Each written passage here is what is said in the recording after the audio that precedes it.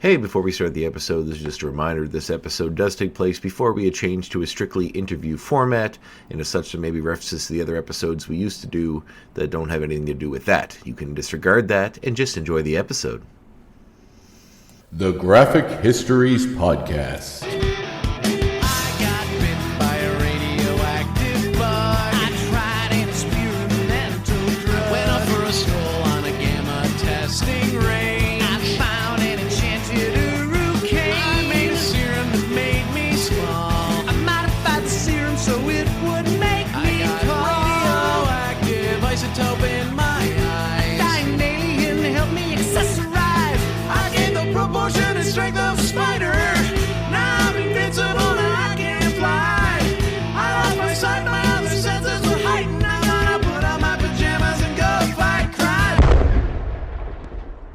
Hey, welcome to the Graphic Histories Podcast. My name is Andre Mayette. I'm your host.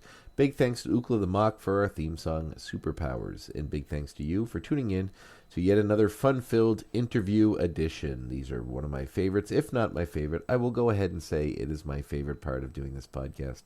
I've met some really cool people over the years. Some I've got to know a lot better that have been around in my life a little bit. Some I've met for the first time.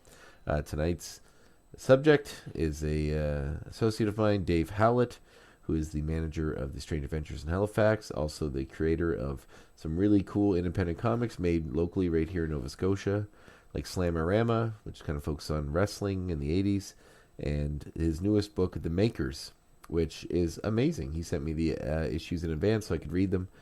Man, it is really, really, really good. And we talk about it at length in the episode, as well as a lot of other things. Usually when I'm in the Strange Adventure store in Halifax, Dave and I talk about movies and comics and a lot of everything, mostly about movies. So we do get into a little bit of that. If you're not as big a movie fan as us, hopefully it doesn't deter you. But I think you will. I think our passion for what we're talking about will certainly keep it on track. Dave's a really cool guy, very interesting guy. Very happy to learn more about him and kind of see, the impetus for some of his work and how he got involved with Strange Adventures and his life leading up to this point. So it was a great conversation. Really, really enjoyed it. And I think you will too. So I'm going to forgo talking about, comic book stuff in the industry. Not much going on. The Snyder Cut is due to drop in a few days. I know I've spoken not poorly about it, but just saying how I haven't been a huge fan of Zack Snyder's work. But I am going to give it a shot because I've read some positive reviews. I'm a big fan of the New God stuff, so I'm excited to see, what that looks like live action. I think it'll be actually pretty cool. So I'm going to give that a go.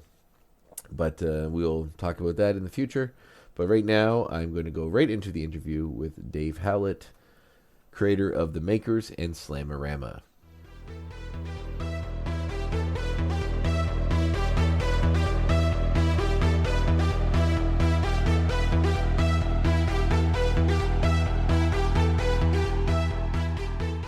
Hey, how's it going? Good. How you doing? Good. Do I sound okay? Yeah, you sound great. Awesome. I don't really do these all that often, so I don't even. Hopefully, I'm doing it right. I think so. Yeah. I can't remember who I talked to one time, but I think it was Mike Ruth. He was like it was like the hottest day of the summer, and he had his window open, and it's just you could hear trucks and like planes and like trains going by. I was like, we did our best, but it did pretty awesome. What is that poster over your left shoulder? That one? Yes. The Manitou. Oh, and what's the other one? That's amazing. Prophecy. That's Prophecy. I haven't Both picked of that. which are available from Scream Factory. I know. I haven't picked that Prophecy, but I've been looking at it. Every once in a while it pops up in my movies I want to watch, and I'm like, oh man, I gotta get that one. This looks so great. It's like it's one of these ones I saw when I was very young and scared the shit out of me. And then I saw in my 20s and was like, this is ridiculous, but I have a lot of fondness for it. If you have Amazon Prime, I think it's on there. Yeah, it is. Yeah, I think it's in my wish list actually. All right. Like, I'm not going to say it's good, but it's something. Like, there's a ridiculous monster and one of my all-time favorite monster movie kills involving a sleeping bag. I will say no more. Oh man, that sounds amazing. I actually, what did I just get from there recently? I'm kind of a completist, so I got the double set of scanners 2 and 3. So I'm not expecting the rights to the first one. No, I have one on Criterion, but I'm not expecting much, but I'm still gonna go into for fun for sure. Is the third one Scanner Cop? No, it's just Scanners 3, but has some kind of an underlaying subtitle, I think. Okay, because there is a Scanner Cop that's like a weird spin-off. But Oh, really? Man. yeah, I love how far they get from the source material. Like I'm sure Cronenberg is just like rolling his eyes whenever they pop up with one of those at the time period. well, hopefully he gets a check. Oh, I'm sure I hope he does, for God's sakes. Yeah. Speaking of him, I did pick up the Crash Criterion. So yeah, I've never seen that. oh, you're in for a treat, my friend. I don't know. Yeah, we'll see. Maybe one day, but right, yeah, definitely. If you're like going through the canon of Cronenberg movies, it's definitely I don't know if I call it an outlier because some of his stuff is, I mean, all of his stuff is kind of unique. Like I watched what was the one? Give me a brain, Jeremy Irons, Dead Ringers, not too long ago. And that seems like it's weird because even the ones that kind of seem like outliers, I guess like his more recent stuff like Eastern Promises and Cosmopolis are pretty far removed from what those were. But even ones that seemed different, like that one, still has little elements of him that kind of work their way in a weird way. So yeah, I kind of lost him after, like, I like the horror stuff, but then towards the end of the 80s he starts getting into less horror. That's kind of where I'm less interested. Yeah, his horror stuff's great. I recently went through all that stuff. I watched Shivers and Rabid and The Brood, which was actually The Brood's fantastic. The Brood is signed by him actually, because I met him at Comic-Con in 2005 and I brought The Brood and got him to sign it. That's amazing. Yeah, Shivers and Rabid are other ones that I saw way too young, and unlike Prophecy, they have like a lot of deeper, weirder shit going on that I really should not have been watching as a kid. Oh, for sure. Yeah. There's some stuff in Shivers, like once everyone in the block gets kind of infected, that's really disturbing. like highly disturbing. Yeah. So like dude's like, this is my daughter, you will like her, and he like starts kissing her, and I'm like, oh, like this is where we're at now. Yeah, messed up. Anyway, cool. Thanks for being on the show. No problem. Just noticing you have a lot of Gremlins on the go. Are there three of them, or is there another one elsewhere? There's actually, I mean, if you count Mogwais, there's 5 of them. No, 6 of them. There's the 2 back there. One, I don't know if you can see the hair is Stripe, and one's just a normal gremlin. And then there's the stripper one over there. Right. And is there a Bat Gremlin yet? Is that coming? The what one? From Gremlins 2, the Bat Gremlin, or that would be amazing. If doing Gremlins 2, then the sky's the limit. Eh? Yeah, I wish the brainy one, the one with the glasses, I got a big kick out of him. Mm-hmm. Yeah, no, I got those, and there's the Mogwais, the life-size ones. They're replicas of the puppets used in the movies. Okay. Yes, yeah, and I have one behind my computer that's like a model kit one, that my friend Mark did. Mark DeVoe, do you know him? He's the special effects artist from DeVoe Effects. I don't think I've met him. No. Yeah, he's a really cool guy. Sometimes he's at the cons doing like zombie applications and stuff. But he did one for me that's Spike from the second one after with the spikes in the head. Right. Yeah, I'm a big Gremlins fan. I am too. I assume you've seen the Key and Peele sketch about Gremlins 2. Yeah. When he's in the meeting. Yeah. None of this is going to be in the actual movie. Did you ever listen to Dante talk about that? Like why the second one is so different from the first one? I probably have, but I don't remember. I'm a big fan of Mark Maron's podcast, which is a bit of the inspiration for when I do these interviews. And he had him on there one time. Listen to the Joe Dante one, but a couple of years ago, right? Yeah, it was a while ago. Yeah, and he talked about how I guess he did the first one, and did well, but it was so much working with puppets, he really didn't want to do it anymore. So they're like, well, we really want you to do the sequel. Here's like a bunch of money. And he's like, no, it's just too much work. I don't want to do it. A couple years go by, like, look, we really want you to do it. Just here's a bunch of money more. And he's like, no, I really don't want to work with puppets. And then they're like, all right, here. After a few years, again, they're like, here's a ton of money, and you can do whatever you want. We have no say whatsoever in what you do. You'll final cut. It's all you. And he was like, okay. And that's why it's so out there. But it is a great sequel. Like, it's a fantastic, It's like a parody of the first one. Yeah, it's a parody of itself, and also sequels, and also horror movies and Gremlin movies. And I love it. I think it's one of the most kind of sort of gonzo movies before they started making movies like that. Yeah, well, and I mean, the result is that it didn't really make any money, but that's But Not how I want to judge it. I really like it, but yeah, it's too bad Dante can't really get a movie going anymore because he's got too many expensive failures in there. But he's one of my favorite directors. I met him at here. I'll show you. I met him in Toronto a couple of years ago at the Fan Expo. So I've got a little gremabilia of my own. oh, that's amazing. There was a screening of The Burbs, and he did a Oh, Q&A, which is my favorite comedy. And it's a great movie. pretty rad to see him there. So I'm just gonna plug the power back in. That's all right. Um, I've actually been on a bit of a kick of his lately because I love Gremlins so much. Like, and I watched like Piranha, and then I watched The Burbs, and I just watched all of these great movies. But one movie that I really love that like a lot of my cinephile friends haven't seen yet is Matinee. Like that movie's fantastic. Oh yeah, Matinee's awesome. I love Yeah, it. I know. I was quite impressed with how great that movie was. It's a real throwback to like the genre shock sort of theater antics of the 50s. It's Yeah, and all the movie within a movie stuff is great. oh, fantastic. Yeah, absolutely. And I actually watched like some indie Canadian horror movie called Popcorn not too long after, and it'd be I think the two of them would be a good double bill. There's very similar themes in Yeah, them. I haven't seen Popcorn in like 30 years, but yeah, you're right. That would be a good double bill. They're putting out Show Factory's putting out Explorers too. Yeah, they are Shut Select, yeah. And the King Kong from the 70s is the part of the new run. Yeah. That one. The one with oh yeah, the one with Jeff Bridges, that one? Yep. It's Yep. my favorite movie poster of all time. That's a fantastic movie poster. My God. My favorite version of King Kong, even though the original is the best one, but that's the one I saw first, so it's my favorite. That's often the reason why. Like it's like whatever version of Doctor Who or Bond you get into, whenever you get into it, that's usually your favorite. Well, I don't know if you picked up the Screen Factory of the 1979 Dracula, but The Langella one?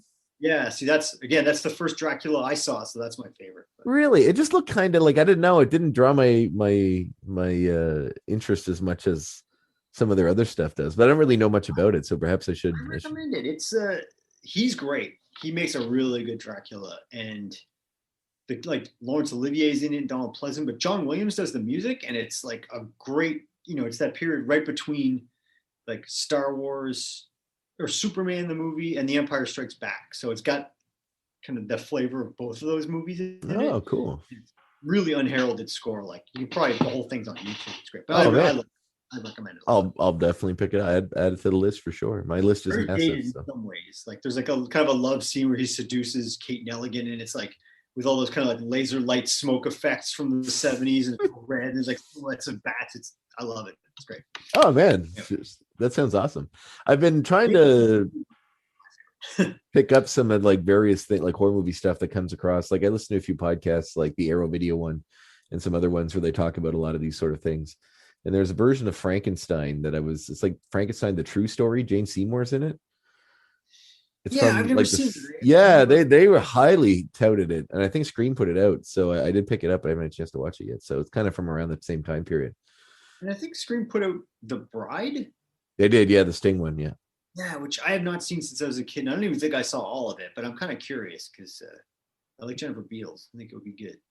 Yeah, for sure. It's amazing the scope of the stuff that keeps just cranking out from them. So I am definitely gonna pick up the Explorers and also that King Kong version as well. Also, they put out in that run, they're putting out Oliver Stone's The Hand. Yeah, I did see that, but I don't remember a thing about it. I think I saw it in high school. I don't think it was great. Well, yeah, I'm kind of going in rabbit holes with directors. I'm almost finished up with oh god, my brain stopped working.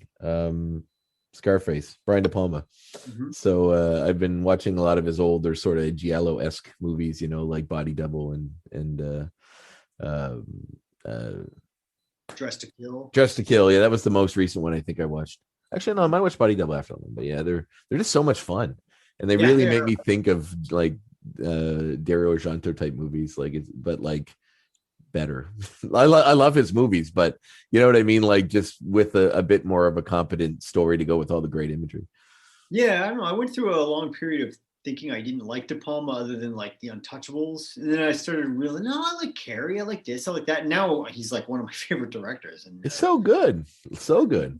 I haven't seen Obsession yet, and I found a copy of a very recent one called Passion. I found it at the grocery store for $5 on Blu-ray. Really? Like Rachel McAdams and Numi Rapace. I haven't watched it yet. It's still in the plastic, but Yeah, he's done a few that are like Domino, like ones that are like not huge movies that have come out. The one with Keira Knightley. Yeah. Yeah. Oh no, that's Tony Scott. Oh, did he? Okay, maybe I'm getting him. There's something else he did But recently there that is wasn't another the one that huge may be one. called Domino. That's like with Nicholas Coster-Waldau from Game of Thrones. Like they just did a movie together, and it may be called Domino. Like Oh, okay. Maybe I'll get it confused, but there is something like that. That there's been a few of those sort of movies from his. But no, man, like I've superly enjoyed everything I've watched of his sort of old canon. The theater in the summer was showing The Untouchables, and I hadn't seen it before, so I went and watched it in the theater, which is really cool. But did you see Obsession's really good. which You one? know Sorry? how like Obsession Oh, is really good. okay, yeah, that's one of the ones I gotta see. You know how like some of his earlier stuff sort of harkens back, like you'd say Dress to Kill was kind of psycho, and like you know what I mean. I would say that's his Vertigo. Yeah. It's very much inspired by that, but it's very very good. Did you track down the documentary about him yet? No, It's called De Palma. no. Oh, it's great. Actually, that was kind of like the turning point for me, where I was like, I really got to explore his whole canon. But it's really just a conversation with him for like 90 minutes, going through his entire filmography. It's pretty fascinating. I definitely recommend it. I think it was when it was a Body Double. I don't know, whatever the criterion maybe for Dress to Kill, or one of them has a pretty long interview with him in it, and it's maybe it was Blowout, but it was anyway. It was really really good. Cool. So cool, man. Well, yeah. So where did Dave Howlett start? Where were you? Did you grow up? You a Nova Scotia kid to begin with, or? I was born in Scarborough, Ontario, but I moved here. My family moved here when I was like a year and a half old. So as far as I'm concerned, I'm born and raised in Nova Scotia. Oh, right on. What did your folks do? My dad had a home heating business for a long time. Then he was a delivery driver, and my mom worked at a bank, and then just left that to raise my sister and I. Oh, because it's just you and your sister. Yeah. Awesome. So home life was good. Is it right in Halifax? Is where you grew up? Just outside of. Do you know Wellington? Yeah, yeah. Not okay. I was gonna say not many people do. It's pretty small, but that's where I grew up. So I'm from like outside of Antigonish County in a place called Bayfield. So I'm familiar with small town growing up for sure. Awesome. So was comics always something that you were like super into, or is it something that just sort of fell in your lap, or?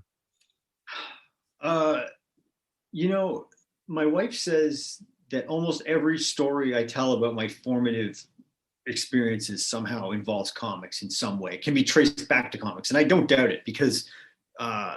Are you familiar with? I'll bet you are. Spidey Super Stories. Oh yeah, the comic that Marvel and the Electric Company did together back in the day. My mom used to buy me those before I was in grade primary because she really wanted me reading at a very young age and thought that was a good way to get me into it, and it worked. So yeah, I've been into comics for as long as I can remember. So that was your first introduction with the Spidey Super Stories? Yeah, basically. But like the first comics that weren't like kiddie comics that I remember were definitely like Avengers. Like that was a big one for me. Like Perez Avengers, like the Korvac saga around that area, like around 154. I think it's 154 is like the one that I always think of, where it's like it opens with the Vision getting kidnapped by Atuma, and Atuma sends Tyrak the Treacherous to go beat up the Avengers, and he just kind of mops the floor with them, and it just made a huge Kirby cover, Perez interior. Can't go wrong. Is that that's not the Busick Perez run, is it? No. I was going to say that'd be way before that. I would assume. No, this was like when Perez was just starting out. So. Oh, okay, fantastic. It would have been Jerry Conway probably writing it, maybe. That would make sense for sure. No, that's super cool. It's funny because you always sort of stick and remember the ones that are like your first. Mine were like Amazing Spider-Man comics. I distinctly remember, and I think a lot of those Marvel Tales, the reprints. Oh yeah, yeah, like the ones that were literally reprints of the original Ditko ones and Stan Lee ones from back in the day. Yeah, like I started buying Marvel Tales when they were reprinting the Ross Andrews stuff. So consequently, Ross Andrews is one of my all-time favorite Spider-Man artists. But then I remember distinctly the point where they flipped over and started doing it from Amazing Fantasy 15. Mm-hmm. I didn't quite know, like I was young enough that the concept of reprints was still kind of new to me. I didn't know. I just remember picking up one that was a reprint of the second Vulture appearance. Mm-hmm. Just going like, what happened? What is this? Why does everybody look like this? What's happening? And it was like, there's a blurb on the cover that's like, here's Spider-Man as you like him, joking, daring, whatever. It's like, I don't like this. What is this? But like very quickly, just kind of like I'm gonna give it a shot. I'll try it. And like, I love it. Like, I know John Romita is sort of like the signature Spider-Man artist for a lot of people, but I'm always gonna prefer Ditko over Romita. Not to take anything away from Romita Senior, because obviously he's classic. But Ditko, to me, there's just such a weirdness to it that sets it apart from the rest of the Marvel stuff. So For sure. I find it interesting how it, like, it's his stuff. I mean, he's such a recluse. And I do want to get into your new book, because I did read the issues you sent over and I love it. I think it's fantastic. But I've also been reading the Stan Lee True Believer biography. I just started until now. oh yeah. And you haven't read it yet? Well, based on some of the things you mentioned in the book, with your allegory for Stan Lee, I think you'll enjoy it a lot. But the like the Ditko stuff, they sort of mentioned how he's sort of recluse and no one really knows who he is. He just shows up and he sends these things, and you look at like some of his, I mean, his Doctor Strange stuff, and it's so out there. It's amazing. Yeah, I only actually read that Doctor Strange stuff for the first time last year or the year before, and I was pretty into it. It was awesome. I picked up the Epic collection that they put out, and I think it was all of it, and I enjoyed it a lot. I have the old black and white essentials. I think the first few, 3 or 4 of them. So yeah, that's awesome. So was comics always something you had intended to go into yourself, or is that something that you like? Was it just a hobby for you, or is it something at a young age you thought you would eventually go into? I think I always had it in my brain that I would do something with comics. Like, I was making my own comics in the 5th grade. I remember I would do like just kind of stapled together, kind of like, I was really into Mad Magazine a lot. So a lot of them were sort of like Mad Magazine style parodies of G.I. Joe or Secret Wars or whatever was big at the time. But and that continued on through like junior high and stuff. Was it something you circulated in the school? Always something, Was it something you circulated in the school? Like, is it just for you, or is it something that you? Yeah, well, like, I didn't make copies, but it was just like I would show them to my friends or whatever. I have no idea what happened to them. I wish I still had them. They're probably terrible, but I'd love to see them. Yeah, it is good to kind of keep track of your work like that sometimes. I every once in a while come across an old sketchbook and I'll like, I don't know what I was thinking here. Usually it's a lot of weird image inspired characters, which are so big when I was like starting to draw that stuff. Everybody has giant shoulder pads and multiple pouches everywhere. Yeah, I don't think I've thrown away a sketchbook in the last 25 years. I've still got so many of them, and it is wild to look through because you go, geez, I do not remember drawing this. What was in my brain at this point? But yeah. It's also amazing the ideas that like you sometimes come back to or circle back to. You're exactly, what the hell was I thinking? Like, what was this character going to be, or what was this going to be? But then sometimes you're like, this was a good idea. Why didn't I follow through on this? Yeah, I feel that's the artist bane, especially mine, that I something newer and shinier always comes along and distract me from the thing that I'm working on. Mm-hmm. That I should just learn to finish. But oh, cool. So so high school, what did you go into after school? Well, I went to NASCAD for a kind of disastrous semester. And I very quickly realized that they were like, we don't do comic stuff here. We don't encourage it. You got to move away from it. You got to do it. And like, I just very quickly learned, like, this is not the place for me. So I dropped out and I worked at crappy jobs for a couple of years. And then decided to go back to school. I went to St. Mary's and just like majored in English, but also started working at Strange Adventures around the same time. And I've been in comics ever since, in one form or another. When did you start at Strange Adventures? What year would that have been? It will be 25 years this spring. Wow. Yeah. So yeah, April of 96. That makes sense, because I was like, you always seem like someone that's close in age to me, because but I remember being a child and buying comics from you, Strange Adventures. And I was like, Dave either has preserved very well or he was like crazy young when he was working there. But yeah, because I would have been 96, I would have been 11. So that would probably be around that tracks for what my memory of seeing you in the store. Yeah, I would have been just starting. Yeah, Sean Jordan and I started there about a week apart. So yeah, it was around that time. And yeah, I don't know. People tell me I'm well preserved, but I assume it's going to catch up to me at some point in a hurry. There's just a Oscar Wilde, Dorian Gray style painting of you somewhere that's slowly rotting away. Yeah, or a comic book with me on the cover. That's actually an interesting concept, some kind of a comic book that preserves the life of the artist, that just sort of like, yeah, you got to send it to CGC and get it slabbed. That's right. Much as I hate CGC, that might be the one instance I would allow it. I actually was amazed one day when I was in the store and Cal was ripping a bunch of them up, and I was like taking the things out of them. Was it Cat? Yeah. Yeah, must have been. Yeah, because I knew you guys aren't a fan of that. There, it's just such a weird like gimmick to make you think your books are worth so much more than they Yeah, I actually mean, I are. don't want to get into a whole CGC thing. I just believe comics are meant to be read, you know? That's how I look at it. Well, I agree as well, and it's you just slab it and stick it somewhere, and then eventually resell it. You just commoditize it in a way that takes the art away from it, and it's just a value thing, which I get. I mean, whatever collectors do what they want. I'm sure they help the industry because they're out there, but Yeah, it's not my thing. I don't know. yeah, mine either. So you were there the early days of Strange then, because when did Cal start the business? Halifax store opened in '95. Oh wow, so you were right in there. Yeah, pretty early on. He opened Fredericton in '92, I think. But yeah, then Halifax is '95. So. So is the Sackville Street location, was that where they were when they started? Yeah. Oh wow, that's really Yeah. cool. R.I.P. Yeah, I do Still miss that store. still up for grabs. I can't imagine what they're charging for rent, but you know, Well, wasn't the reason you guys had to leave because they were tearing it down and build something else? yeah, they were just like, we're redeveloping. Like the first thing they did was double our rent, and then the second thing they were like, yeah, we're probably going to redevelop this whole block soon. So you should probably. I mean, you can't escape construction in Halifax right now anyway. But it would have been pretty rough trying to keep things going while they were building the convention center across the street. So That's fair. but yeah. So what did the early days of Strange Adventures? What was that like? It was weird because it was sort of like the collapse of the industry in a lot of ways had kind of just happened. Like the distributors, like right around the time I got there were still multiple distributors. Like Marvel's own distribution company, Heroes World, was still a thing. Like we would occasionally get a box that was just Marvel stuff, and then that went under right around the time of the Marvel bankruptcy.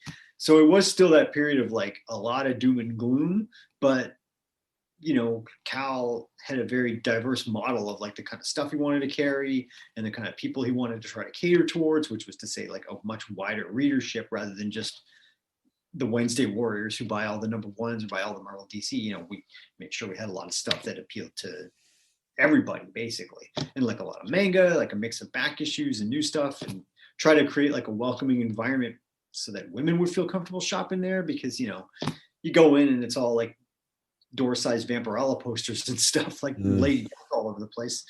You're potentially cutting out half of your possible readership, right? So yeah, like there was a lot of doom and gloom about the industry, but we didn't see as much of it because we were trying to cultivate a different sort of audience, and we wrote it out and wrote it through, and still doing it. So Excellent. Well, that's pretty progressive even for that time period for him to be that forward thinking, because at that time period, even today, that's still stigma that drives me nuts.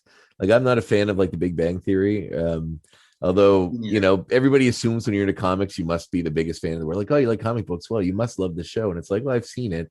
But, and then like you turn on an episode and like the big joke is that there's girls in a comic store. And it's just like, come on, guys. Like, I get that you're trying to make fun of nerd culture, but man, to me, it's not like it shines a light on the great aspects of it. It just sort of hones some of the bad ones and just says, hey, it's kind of show where like, I don't know, Green Lantern, just saying the name Green Lantern is a punchline or whatever. Like a reference is not a punchline. I don't know. It just, I never found it very funny. The only time I ever watched it is if I was at somebody's house and they had it on. They're like, hey, you must like this. It's like, not really. Like my parents loved it and they couldn't believe that I didn't want to watch it. And I was like, I want to get away from that. I don't know. It's funny because the people that I know that do like it are of the older generation. Like there's very few around my baseline that are like, I love the show. So, yeah, well, to them it's very exotic, right? Like most of them have probably never set foot in a comic shop, so it's as weird as going to like the cantina in Star Wars or something. As far as that's a good comparison. But yeah, I guess I remember that time period. Like Vampirella was such a thing, and like Lady Death and all those Evil Ernie and Witchblade, right? And a lot of the stuff that is it Michael Turner? It was he was the Witchblade Fathom. Right. Yeah, Fathom. That's the other one I was thinking of. So a lot of those style books, and even like that Frank Cho kind of style. I don't know if he was around then. I don't think it might be a bit early. Yeah, like he was like late 90s, early 2000s. He would have got started with like Liberty Meadows, or it was originally Squared, and then it became Liberty Meadows. But Strangers in Paradise? That his other book? But that one was not really. I wouldn't lump that in with those. Like it was kind of more realistically proportioned and realistically depicted female Makers kind of thing. So Mhm. I've never really explored that much of that book, but it was one that like a lot of women were buying. So Yeah. So would you say that the female clientele that time was pretty high comparative? at that point, for us, it was higher than it would have been in most comic shops. Like Yeah. at that point, we had a lot more women than like right now. I'd say like the ratio of like male to female customers is probably closer to 50-50 for us. Oh, awesome. That's fantastic. It wouldn't be nearly that high back then, but it was a lot higher than most because we always stocked things like Sandman always sold extraordinarily well to women. A lot of women readers were into manga. Like X-Men was one that like out of all the Marvel stuff appealed to women the most because I think it had a lot more female characters. Yeah. So I don't know, like sort of interesting to watch how it's evolved over the years. I'd imagine you would probably see all the trends like after 25 years of being there in different capacities. Like literally every trend that has come through the years, you've pretty much seen. I mean, every time once in a while, like collections come in, and I'll just be like, I don't remember this publisher. Like this was coming out when we were here and when I was working here, and I have no memory of it. Like so many flash in the pans. But that's true. I was recently listening to the podcast I mentioned to you, the best movies never made. And they did an episode on, in the newest episode, they have Rob Schraub on it. Mm-hmm. And he was talking about the pilot for the movie version of the Jack Black show. There was like a pilot for it. Yeah, exactly. So and then he was talking about like when they were getting Scud off the ground and all the indie publishers and all those companies at the time. And it was like everyone has sort of a comic that you read when you realize there's other comics besides Marvel or DC, right? Mm-hmm. And I think mine was probably Bone, Gru maybe. But do you have one like that would resonate with you? Well, I mean, I was there in the late 80s. There was a lot of cool experimentation with Marvel and DC where like Marvel was doing the Epic line, mm-hmm. where they did things like martial law. Yeah, I love those books. Yeah, and like DC was doing a lot of things with their mature format books. Like there's one that I'm a big fan of called Cinder and Ash. Do you know this one? Never heard of it. Gary Conway and Jose Luis Garcia Lopez. You can find it cheap in a lot of dollar bins. And it's just kind of like it would have made a great action movie, basically, like a good 80s action movie. It's just like, but like this kind of like male and female, they call themselves like damage control experts. This was, I think, actually before the Marvel damage control, but they were just sort of like, if you've got a problem, they'll solve it for you. And it was like, the guy was a Vietnam vet. He met her in Vietnam. This is sounding very familiar. Maybe I did know about this. I've always seen ads for it, but like just like that was starting to come out. Like, oh, this doesn't have any superheroes in it. What is this? I've seen this guy draw superheroes, but I've never seen this. But then I think like the big one that really blew my mind is, are you familiar with Drew Friedman? No. You probably, if you saw his stuff, you'd go, oh, that guy. Like he used to do a lot of like the kind of stipple art, like really painstaking little dots. And he would draw a lot of really grotesque, like old timey comedians from like the 40s and 50s. He was like, he did a lot of comics starring Tor Johnson from Plan 9 from Outer Space. Oh, okay. He do a lot of stuff about Ed Wood and Plan 9 from Outer Space. But he has a book called Any Similarity to Persons Living or Dead is Purely Coincidental, which great title. Because everybody in it is based on somebody. Actually, I have my copy right here. Oh, yes. I do know his artwork. Yeah, and I bought this on a whim one time at Wilkie's when they were still on Roby Street, just because I was so fascinated with the art.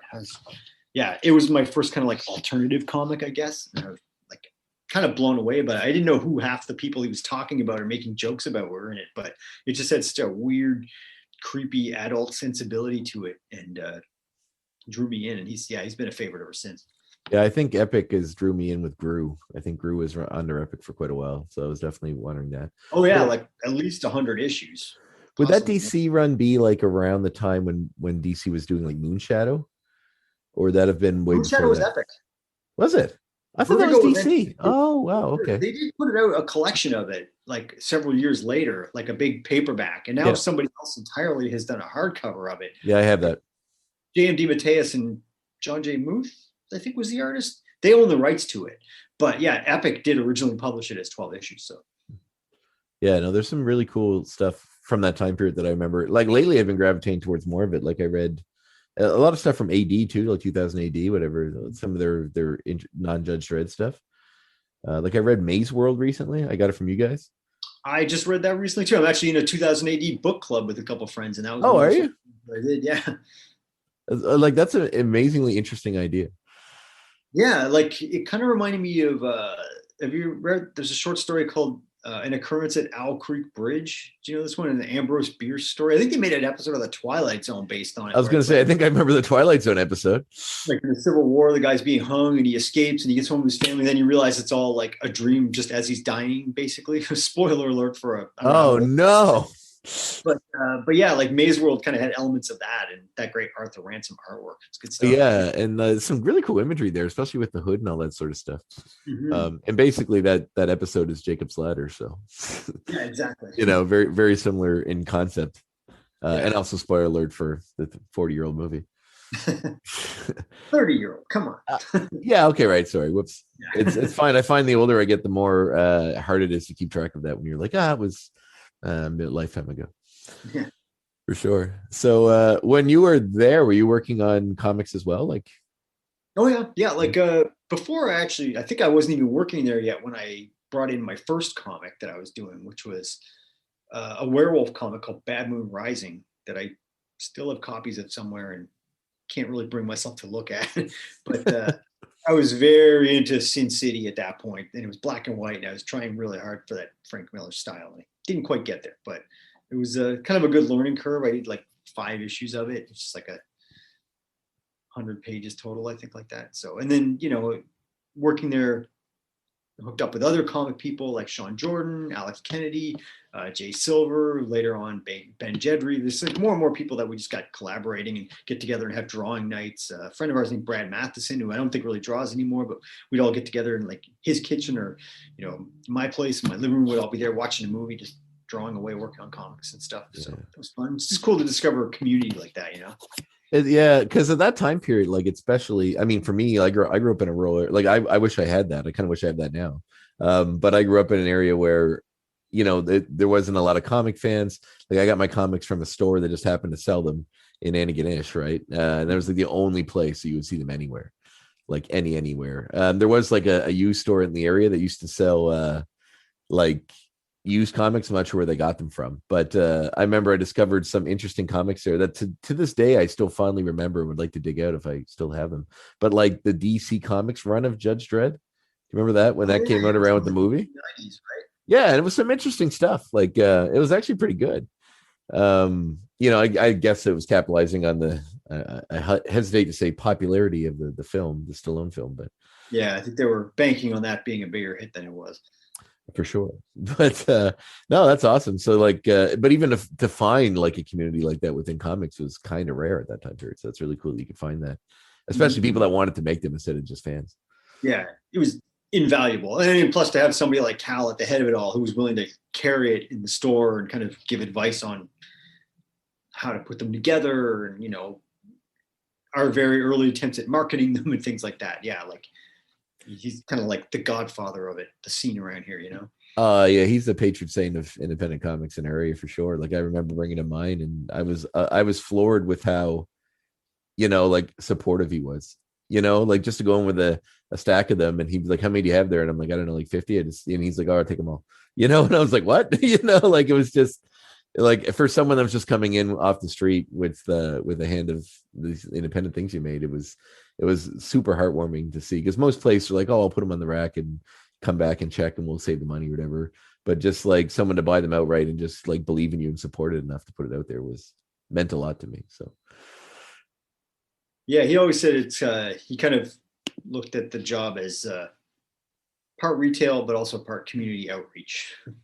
Yeah, I can totally see that. It's like I've been going to the store since I was a kid, so I remember like I remember one time I was in there and I had like mom give me some money, and I was there with my cousin, like his mom. So I was just standing there with like money in my hand, looking at like overwhelmed because I had administrative ventures before. It's probably the first time I was there. It was just like I was probably like 7 or 8. And it was just there's so much stuff. Before it's like a magazine rack that has some comics on it. Now it's everything is comics. So I'm just like walking in a circle, amazed at everything. And he's just like, "How much money do you have?" And I was like, I don't know, it was like $30. And he was like, "Here, give it to me and I'll give you some amazing stuff." Because he's probably sick of watching me try to pick something for an hour. But he took it and gave me some amazing stuff. And really and I was thinking about that actually going into this interview. You as well have done that over the years. There's like a lot of books that I'll ask you about, or I'll look and you'll talk to me about them. And I've been incredibly impressed with some of the stuff. Set to Sea was one that I've been thinking about recently that you suggested to me. Oh yeah, is it Drew Wang? Is that the guy's name? I can't tell you that right offhand. It's in my book. I have a library in the back of the house, but it's in there. I just can't think of the name of it offhand. But like Cool. some of those books, like in I think it was I think you turned me on to, is it Jupiter? No, that's not the name of the book. Pluto. Pluto. Oh yeah, yeah. Yeah. And a Yeah, lot of those Pluto's other, fantastic. Like I have not sadly not read a whole lot of manga, but that is one of the ones I can say I have read and love the hell of it. So yeah, I haven't really either. I recently read the Edo Frankenstein adaptation. I haven't read any Junji Ito. I shouldn't be admitting that, but yeah, I gotta get on that. We That's sell right. so much Junji Ito stuff. It's crazy. That's the only thing I've read, but I really liked it. And like a lot of the backstories in it, there's that main story, and then there's a lot of backstories of like shorter stories.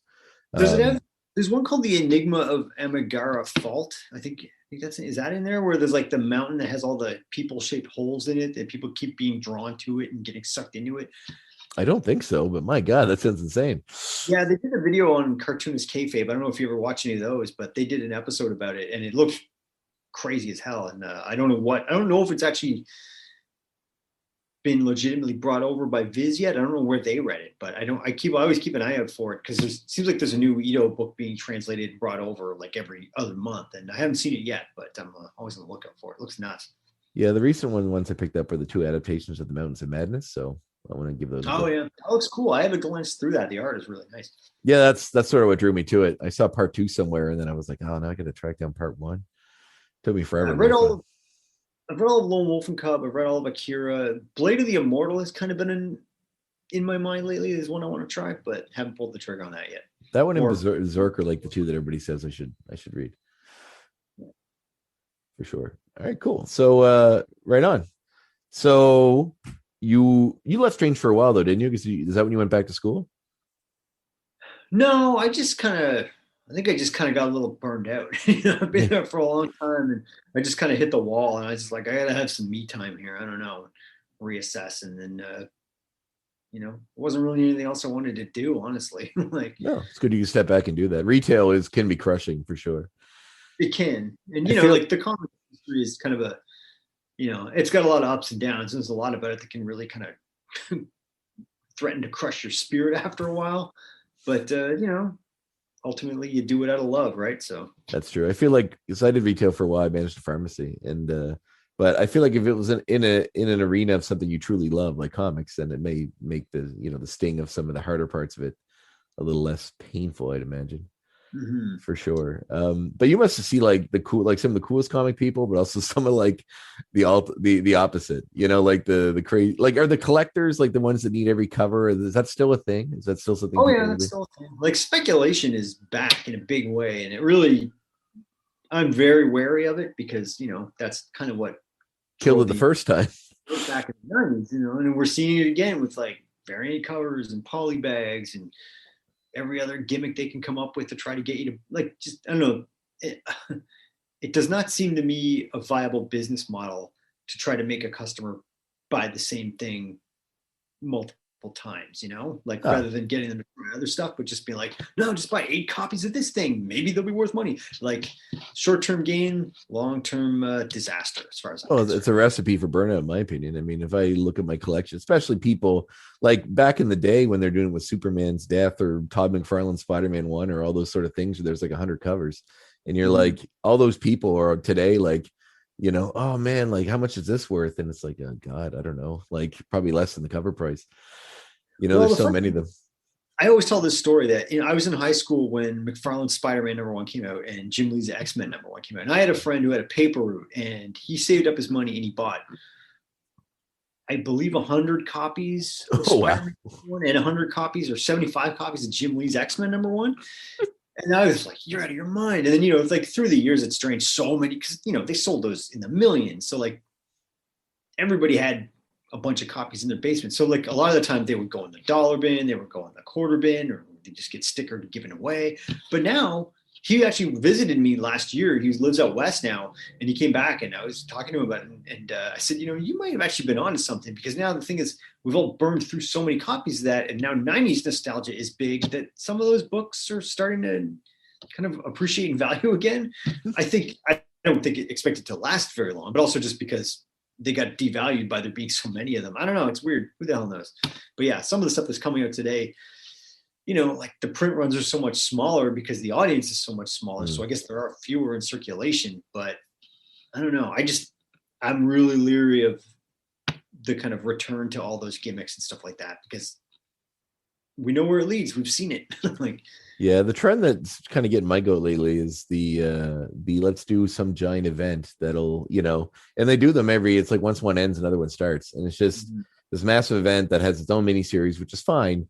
But then they go into every other comic, like every comic in the rackets. I'm going to tie in comics in the storyline, and that comic is paused while they ram in all this stuff from, like, I don't know, the example I can think of lately is the Carnage storyline, Absolute Carnage or whatever. Like I'm reading right, King of Blacks now, right? So like Absolute Carnage, like I'm reading Amazing Spider-Man, I'm digging it, and then all of a sudden there's like a 3-issue arc where stuff's going on that I have no idea what's going on, so I'm not reading the miniseries. Yeah, that's like, I don't know how the average comic buyer feels about it, but I know for me, it's one of the reasons I don't really read a lot of Marvel and DC anymore, because like I just don't have the bandwidth in my brain to handle dealing with all the different crossovers and whatnot. And I, like you're saying, you're reading a story, you're liking it, and then suddenly it gets hijacked by this bigger story that you don't care about, and you're like, oh, I guess I gotta buy it, but I don't want to pay attention to all that stuff. So I would rather, I don't know. I find myself more and more gravitating towards comics that are done by the least amount of people possible.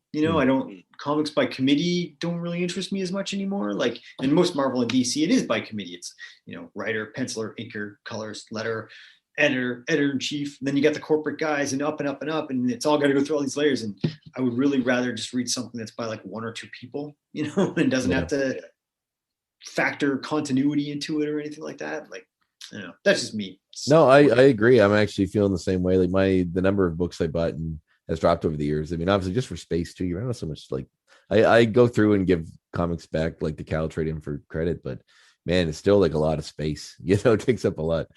So, but yeah, that I'm like moving away from comics. No, me neither. Me neither. The positive thing is that there's so many publishers and so many incredible people making comics right now that those are who I'd rather give my money to the little guys than Marvel and DC, who maybe don't need it, Yeah, that's what I was a roundabout way of trying to say, is that, yeah, like the books I do keep and the ones I do gravitate towards more and seem way more interesting are these little indie things that, or not even like little, but, create our own things that have, just come on the scene, and it's like I can just jump in on this. I can pick it up from issue 1 and like really follow it and enjoy it, like Headlopper and those sort of books, like just fun books that are like just cool stories that are really well done. It's a small crew.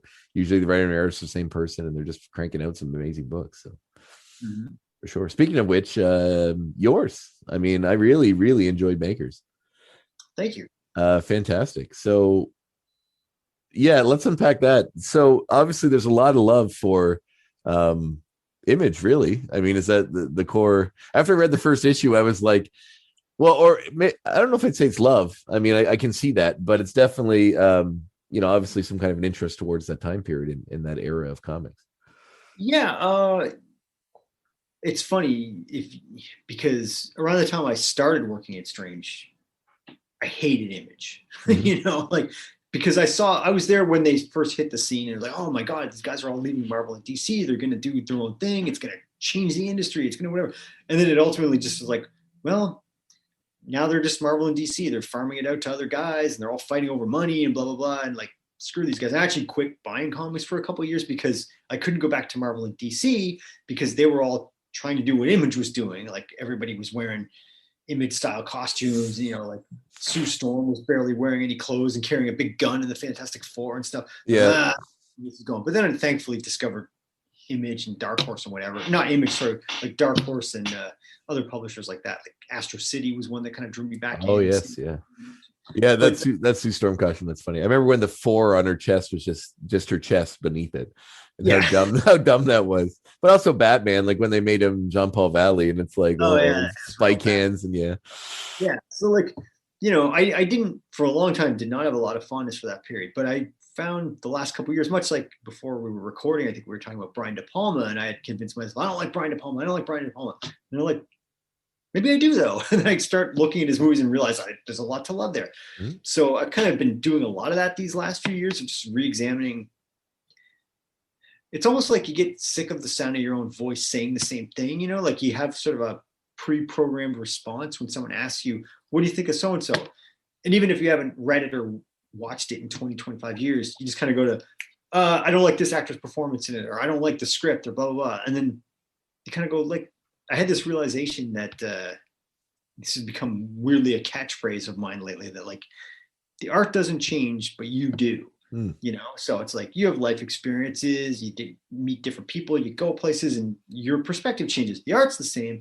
It's very interesting to go back and see how you respond to it. So I started going back and really re-examining a lot of the image stuff from the early days, and a lot of the criticisms are still valid, but just sort of like that spirit of like, screw it, we're walking from the big guys, we're going to do our own thing. And how that inevitably went wrong. Like it's the classic story of, like Citizen Kane or Darth Vader, of like somebody that becomes a thing that they hate, So I thought, man, there's a lot of potential for great drama here. There's just this idea of like these guys went off and, became the thing they hated the most ultimately. And it drove this big wedge between them. But, had this crazy run where they were putting out these comics that were selling in the millions. So my idea at first was like, I should do a comic about this. And I should, just do like this fictionalized history of like image comics, like a fake image comics. And I thought, that's all I thought it was going to be. Like when I first started reading, I was like, oh, cool. Like this is great. But then it gets you a nice little twist. Well, that's the thing, is like, I thought like I could do more with this. So I really got thinking about questions of like creation and like the responsibilities of a creator to their creation. And, like I'm a sucker for, I'm not religious at all, but I really love stories about creations confronting their creator. So like Preacher, for example, Yep. Frankenstein, Star Trek, the motion picture, the first Star Trek, the movie that everybody hates, but happens to be my favorite. That's a central theme of it, So I started kind of toying with that idea, and like, maybe I could do something with this. And I don't want to give too much of the story away. I don't know how much of it you've read yet. I read all of it. I read the 4 issues you sent. So. Okay. Well, I guess I don't want to spoil it for the readers then. For sure. Potential listeners. But I started thinking of like, well, what can I do to maybe move this into kind of a genre setting, and, and also just experiment with storytelling techniques like flashbacks, flash forwards, doing different styles to differentiate them. I really love that. And like your art, I like your art style a lot. It's very classic, and the difference is in the two is it's very interesting. Like the thinner lines and like the more attention to hatching and stuff you do with the real life situations, I think is really cool. I really like that. It reminds me, I'm trying to think of who it reminds me of, but anyway, definitely trying to rip off Frank Quitely very much. I'm a big Frank. Yeah, I could see that.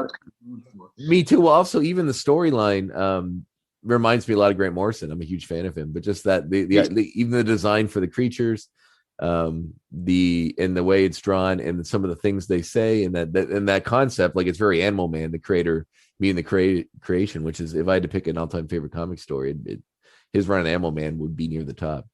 Yes, his Doom Patrol was my big one back in the day. I discovered that later, but I think after I read Animal Man, I went back and I got Doom Patrol. And The Filth is actually one of my favorite comics that not a lot of people talk about when they talk about him, but I really do love that series.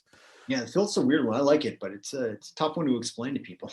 Yeah, it really, really is. But even into his Zenith work and some of that stuff, and even when he does his DC stuff, like there's always this sort of concept behind these things that are bigger than us, that have some hand in our creation that we have to face at some point, or that just want to tear everything down. All-Star Superman, like an issue a day for the last couple of days, and of building up to issue 10, which is the one where we find out that Superman basically created our world to observe what a world without Superman would be like, which blew my mind at the time. And he's just got some great, crazy cosmic ideas and very meta concepts that I'm always taken with. So, not to go on too deep of a side note, but that comic is amazing. It's my key. Like whenever I explain why I'm not a big fan of Snyder's Superman movies, I'm like just go read that, and the feeling you get about Superman from reading that is how I want to feel about Superman, like when I watch him in a movie or a TV show. So like the version, like his version of Luthor, and like everything is just so boiled down to like the core of what I want Superman to feel like. And I just don't get it in movies. I've started watching the new TV show. It's actually not bad, but I've heard that. I've heard it's good. Yeah, again, we're getting off the topic here, but sorry. I have recently kind of, again, re-examined my take on Snyder, and I watched Man of Steel, which I always kind of liked. Like I have problems with some of it, but I just thought it was like, well, this is a different take, you know, like the Reeve version is my preferred, but like I'm willing to entertain an alternative take on it. Yep. Yes, I'm kind of like, yeah, but I liked it a little more the most recent time I watched it, and then I watched Whedon's Justice League again, all of course leading up to the 4-hour Snyder cut later this Right. week. Yeah. Kind of pumped for it. I don't know, like as much as they may not be my preferred takes on the characters, again, I'm just willing to entertain an alternative notion.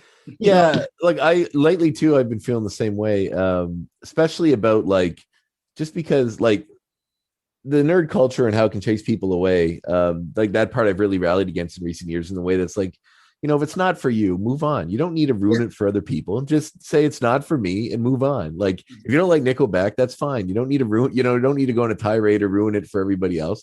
Just don't listen to it. Move on with your life. Yeah, So it's like people that take a point every year of being like, I don't care about the Oscars. Like, well, publicly stating that you don't care about the Oscars is a form of caring. yeah, for sure. You care enough to tell us. Yeah. So like, and part of it with the Snyder stuff for me was that I'm just the divisiveness amongst the fan community these days really boggles my mind. And just like the whole thing of like, you have to be a Marvel fan or you have to be a DC fan. And if you're a DC, you're probably a Trump voter or something like that. Just insane. So I'm like, for my part, Thursday night, I'm going to watch all 4 hours of Justice League. Then I'm going to get up early in the morning and I'm going to watch Falcon and the Winter Soldier. Like I like both. I can like both, you know? Yeah, Hopefully. absolutely. I'm actually kind of like, I was a big fan of the New Gods. So to see a live action version of Darkseid will be pretty cool. Desaad and all those guys, like whatever. And on it, but advanced reviews have been pretty positive. Yeah. So I don't know. You know, I'm gonna give it a go. I mean, I didn't really like. I liked the version of Superman and Justice League was kind of the one I liked. Like it was closer towards what I'm looking for, like a happy or like hopeful Superman. But yeah, but it's so weird though because I watched them all in a row, like I said, like a couple of days apart. And when you get to Whedon's Justice League, it's like it's a completely different character than the one that's been set up in the previous movie. So it's it is for sure. So I'm curious to see what Snyder does in the 4-hour cut. Like if maybe he's, you know, this was his conclusion to his grand statement. Where was he going with it? I'm probably giving him too much credit. We'll see. I don't know. Well, as a filmmaker, like I really enjoyed his Dawn of the Dead and 300. I thought was great. So you know, like I think there's stuff in there that I really enjoyed. It's just maybe his take on the super. Like I like Ben Affleck's Batman. He's a bit more murdery than I would like my Batman to be, but I did enjoy his take on it. It's kind of reminded. I was talking to Cal about this today because I was thinking about all this in terms of the Snyder stuff has been very much on my mind lately. You just can't afford it. It's everywhere. No, it's everywhere. I was thinking about when The Last Temptation of Christ came out in 1988 and just like the furor around it. Like how dare certain religious types are like, how dare they depict Christ this way? He can't, you know, long for a family and all this stuff like that. And it's just like, is your faith in this character, I shouldn't say it. Is your faith in this? You can say it with me. Is your faith in this figure so weak that you can't imagine an alternative depiction or like an alternative realization of what he might have been like if he were real? Like he'll be fine. He's, you know, the idea of Christ has been around for thousands of years, and the idea of Superman has been around for almost 100 years now, and like, you know, it's going to snap back to something else eventually, right? Yeah, like, it's the same argument about anybody that's like this, you're ruining my childhood or whatever because of this. And it's like, you know, if they make a movie with female Ghostbusters, it's not like Melissa McCarthy's going to kick in your door and punch you in the face and take all your copies of Ghostbusters. You can never watch them again. Like, just go watch them. They're still there, you know, like it's not for you. Move on. Like, you know, like no one's taking it away from you. You just don't like the version they're doing. This is different than what you liked when you were a kid. Yeah. Well, and I think that speaks to, I mean, you and I are both in our offices surrounded by like ephemera of our youth. So maybe we're not the person to say this, but like, I do think it is a little limiting how much we all culturally cling so much to our childhood and our notions of how things should be because they were the way we were a child. Like, I think it kind of holds us back in a lot of ways. So like, as much as I love all the stuff from my youth or whatever, like I want to be challenging myself and looking forward or re-examining things, like to try to bring it back on track here. Yeah. Like re-examining my long held notions about something like Image Comics. Yeah. Like, all right. But yeah, they were just young guys. Like they were young guys who were artists who were like in their early 20s, just out of their teens, you know, suddenly thrust into this giant spotlight and becoming like business people and publishers and having to put these books out at the same time. And of course they made a lot of mistakes. Who wouldn't? So like that kind of like having that different perspective on them really was kind of the beating heart of what turned into The Makers. Was just like, all right, what kind of story can we tell with this? Like, what's the larger theme behind it? So yeah, I was quite interested about that because like you really hone in on certain aspects of, I mean, obviously the characters being analogs for existing image creators. Was the female one, am I missing an image creator, or is that something that was added? No, I just didn't want it to be a sausage fest. And I also kind of, a few of them are kind of combinations of characters. Like her character, her big spotlight issue is issue 5, which is pretty late in the run. It's the second to last issue, but there are elements in her backstory that feed into the conclusion, and I didn't want to tip the hand too soon. But so she's got elements of like Mark Silvestri and some of her stuff. Silvestri, just part of this, the research for it was a couple of documentaries that I watched. There's an excellent one that is on Amazon called The Image Revolution. Do you know this one? No, but I will watch it immediately because I really am interested in it, for sure. That's awesome. 2015 or 2014, but it's really good. And they interview everybody. There's lots of like great vintage footage. Actually, that was the one. There was an image that they brought up, so to speak, no pun intended, an image that they brought up that kind of really made me think I should do a comic about this. And that's Liefeld talking about just how much money he had and all the stuff he was doing with it. And that like at one point he had a guy in a Bad Rock costume who crashed a sports car. And I don't know if he was in the Bad Rock costume when he did it, but just that image of like, I had this very vivid image of like a car crashing into a building and all these people running up to be like, oh my God, are you all right? And this giant rock guy getting out of the guy and be like, oh man, and like stumbling into the office of like Dream Studios. And I was just like, I have to do this. I got to do this. So anyway, that one. And there's a documentary that's in a couple of parts on YouTube called, from the Sci-Fi Channel, called So Much Damage. And that one's really good too. And then anyway, Mark Silvestri in it talks about how like, he'd been drawing comics longer than a lot of them, with the exception of maybe Valentino, but he was sort of like getting kind of tired of it and looking for new challenges and maybe ready to move on. And then the image guys came to him and like, we're all leaving. Do you want to come with us? And he was like, all right, and so there's elements of his character in her character. And I was trying to figure out where the Valentino fit in, so that makes sense because he was like the one that I couldn't pinpoint as well. Yeah, Valentino was in there too because he was the one who had a lot of self-publishing experience before the rest of them. Yes, right, the one they brought on. And that's kind of who I figured it was. But like, I guess I was looking for the analogs to be like, obviously the Hellfire one is pretty close to Spawn, but like his army one was kind of like I was looking for like Shadowhawk or something. Yeah, there's a bit of Eric Larson in there, and God, there might be a bit of Valentino in there. I've kind of lost track of this. Oh, that's okay. No, I was just like cherry picking from different people and saying like, what can I make work for who? So well, and I like that you, number one, reading that Stan Lee thing and seeing the which I thought was interesting because you had been in the short film Artie that Nathan had done. We did see that when Cal did a showing with the documentary about Flaming Carrot. No, about the Milkman. Oh, Reed Fleming. Yeah.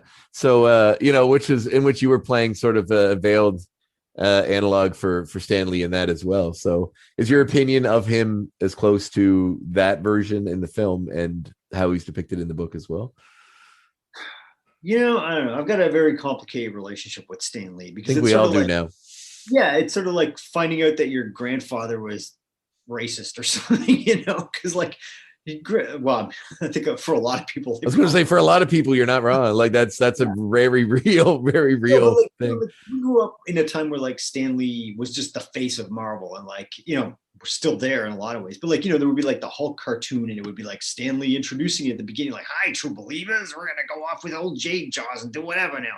But so, you kind of grew up with him as this grandfatherly figure, like a Walt Disney, like the genius who made it all happen. And then you get older and you start going, oh, there's a lot of other people that really put a lot into this too. And you're not hearing as much about them. And I don't necessarily think Stan was a bad guy, but I guess the most polite way I can say it is that Stan Lee's greatest creation is probably Stan Lee more than anything else, like yes, that huckster image of like, putting himself as the face of the company and like giving. I don't want to diminish his contribution because obviously, like what you hear in your head when you read an old Marvel comic, like the voice, the narration, the voices of the various characters. So much of that is Stan Lee. But the counter argument is, what did Stan Lee create without Jack Kirby or Steve Ditko that anybody gives a shit about now? Yeah, no, exactly. And it plays really well into the theme for the book as well. Like, there's a question about who the creation of the created, like who's, if I create something and they create something, am I the creator of that? So the of ACDC, who made who? Exactly. But the Stan Lee aspect of it, I think he's an opportunist, and I definitely think his role in Marvel was mostly as a carnival barker, really. He did a great job at it. And you're right, like he did contribute a lot of really huge things, but I don't think it's as he created everything and that's it. As they want you to believe, and he kind of leads you to believe. And you should definitely read that book. I'm going to. I definitely will. I'm only on the first a third of the way through, maybe like a quarter of the way through, and it's mostly he's just getting into when things are starting to take off, like Fantastic Four is coming out. Yeah, I don't know. I really wrestle with my feelings with Stan Lee a lot, because working in the shop, I hear a lot of people who come in and they see a Stan Lee action figures, and I've actually had people come in and just be saying to their friends, oh, can you imagine just all that genius coming from that one guy? And I'm just sitting there seething in the background, people don't know who Jack Kirby is. Get the hell out, But that's what they've been presented with. He's the guy who shows up in all the movies in a funny cameo, Yeah, and you can't expect the average person to go into a deep dive of history of comic books. If they just are presented that in all popular culture for their entire lives, you can't expect them to have watched a documentary or read a book or whatever you need to do to get more insight on the true story, right? It's not like it's everywhere. Yeah, it's like the information is super relevant.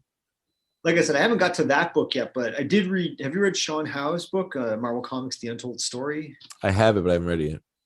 It's terrific. It's depressing as hell, but it's great. And yeah, Stan Lee gets, I think, a pretty fair and sympathetic portrayal in that too, where he's he's just constantly trying to make the movie stuff happen. And then when the movie stuff finally happens, he's kind of shut out of it, in a lot of ways, at least creatively and probably monetarily too. But and they do kind of they present him as being very much in the middle of guys like Jack Kirby, and then the publishers, the owners of Marvel Comics, and he's constantly saying to them, I'm going to get you a contract, I'm going to get you a deal, you just got to be patient, we're going to work through it. But just never happens. And eventually, I'm kind of past the early days of that in the book now. So, and it's the same kind of idea. But yeah, no, I think they talk a lot to his brother, which is pretty interesting. They never had too close a relationship, and they go about his family, his wife, his daughter sounds insane, literally insane right now.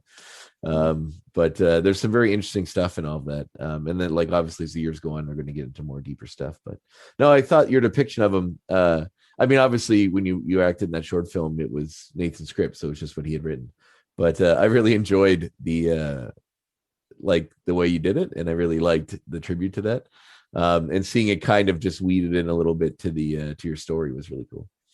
Well, yeah, he's, like I say, I don't want to just go hard on the whole Stan Lee as a villain kind of thing. Oh yeah, I don't either. That's the popular narrative, and I do think, well, he'll sort of figure into the conclusion of it in a way that hopefully is satisfying and unexpected. But yeah, I don't want to, as much as I often want to just paint Stan Lee as a villain, I can't really do it, because again, for a long time I painted the Image guys as villains in my mind, as the guys who basically sold the revolution essentially and became, new management. Meet the new boss, same as the old boss. And there's more to it. People are people. They're not just these evil impulses or whatever, right? So. And do you feel that now that you've created some of your own indie comics and gone your own way, that maybe you softened on the idea? I noticed the part about the Rob Liefeld analog, how he, he said people crap on me all the time for the way I draw and this and that, which is something that Rob Liefeld's been at point of contention with people for decades. That lives up to this very day. Whenever he does a cover for Marvel or something, all people do is complain, or Bleeding Cool does some story about how the feet don't look right, or something like that. And it seems very much like leading into that, people like it, why not? Why can't he do it?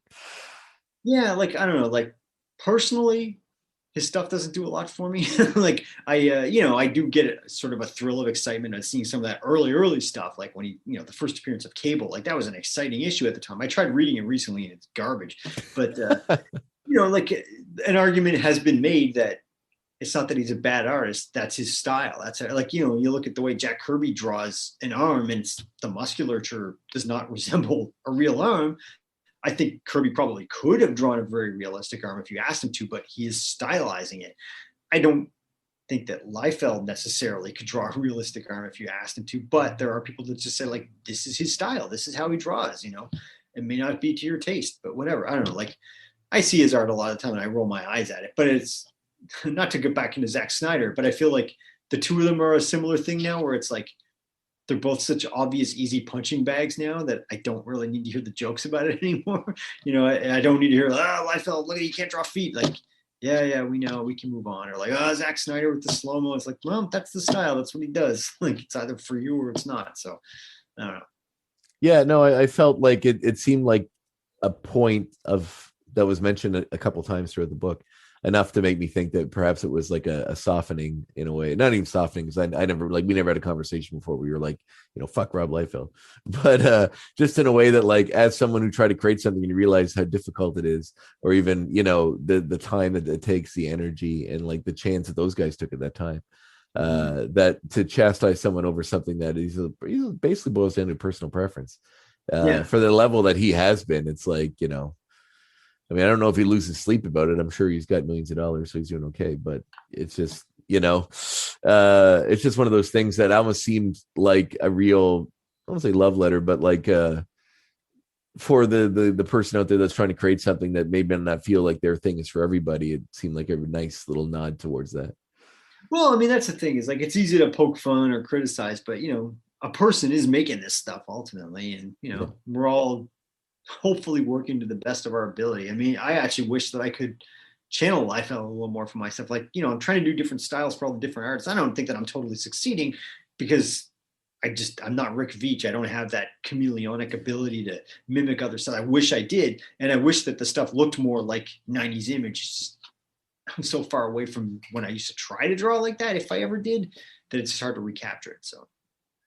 Actually, I think that's who I was thinking of earlier, and I was trying to say there was something about the style that it reminded me of someone. I think it was Rick Veitch. I think that's who it is. I'm a big Rick Veitch fan. I think that guy's great. I read Can't Get No not too long ago, and it's still sticking with me. I haven't read that one, but I did reread Brat Pack recently. I read that too, actually, which is a real trip. He's one of those guys that's just out there. It's like him and who's the guy that did like Bulletproof Coffin? I can't think of his name. Oh, Shaky Kane? Yes, his stuff. Like just out there, but really interesting, and actually has something to say. Mm-hmm. I superly dig the book. I think it's really cool, and I'm very excited to read the next couple issues. So I'm trying to work on issue 5 right now. It's slow going, it is. You get into the last stretch and you're just like, I don't want to look at this thing anymore. But getting there. Yeah, when I did one of mine, it was like I was starting my own business, so I had a lot more time in my hands. And I was like, there were nights I was up to like 4 a.m. because I had a deadline to get a printing, so I wanted to have it done by HowCon or something. Mm-hmm. So it's one of those things that it's just eventually you're like, is this even fun? By the end of it, because it really does become a job. Yeah. And you usually, at least that's the thing with the different styles, is if I'm sick of working in one, I can pivot to another one, or like, since I'm doing every job on it, I'm like, well, I guess I should color for a while, or letter, because I don't really feel like drawing right now. So there's lots to just kind of work around it, like in movies when like an actor breaks their ankle and they have to shoot around him for a couple of weeks, it's just the same idea. I haven't figured out how that's going to look yet, so I'm going to draw the next sequence and come back to it when I'm ready. Yeah, we didn't really touch on your previous book. I mean, you did paper route. You did the art for that with. Yeah, there's still one more issue to go, but I haven't seen a script yet. So. Oh, right on. So you're waiting for the word burglar to send you something. Yeah, it's not entirely inconceivable that between issue 4 and 5 of that, I will have done all 6 issues of The Makers. That's my plan anyway.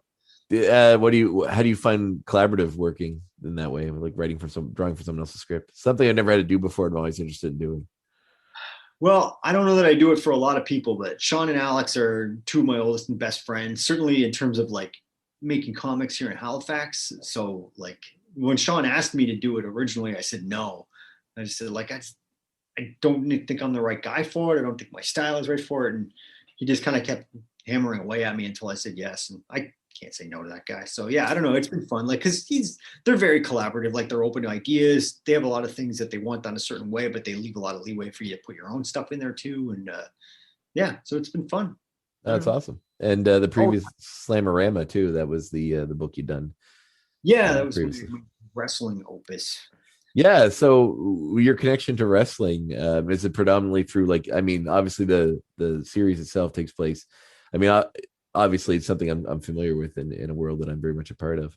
But is the 80s the world for you when it comes to wrestling? Does that really seem like it was? Yeah, like it was really like a narrow window of a couple of years in the late 80s that I was really into like WWF wrestling. And that was mostly what I was drawing on, which probably shows to someone like yourself who knows the wrestling world a lot better than I do, that you can see that I don't really know that much about it. Like, I did a bit of research, but I mostly just kind of wanted to capture what I remembered about it and try to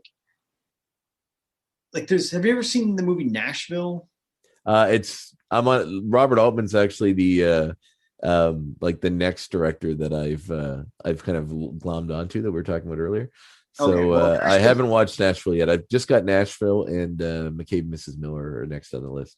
Okay, Nashville's my favorite of his movies, and it was the direct inspiration for Slamarama because it really was just like, let's look at America through the lens of a country music festival. It's sort of a snapshot of like post-Vietnam, post-Watergate, the super disillusioned America. Let's filter that through this with lots of musical sequences and stuff. And I thought I had gotten thinking a lot about wrestling and what a big deal it was to me at that point, and just thought like, well, there's kind of an interesting snapshot of where America was in the late 80s. We could say things about, the banks ripping people off, or about, how people felt about communism or whatever, through all the lenses of all these different wrestling characters and their personas. So I really just wanted to make up a bunch of goofy wrestling characters and kind of use them to say something about the world we live in, I guess. Well, that's a good point, because it is true. Like if you want to look at what people care about in the world, it's you can look at wrestling and some of the characters, because like shortly after 9/11 they had like an angry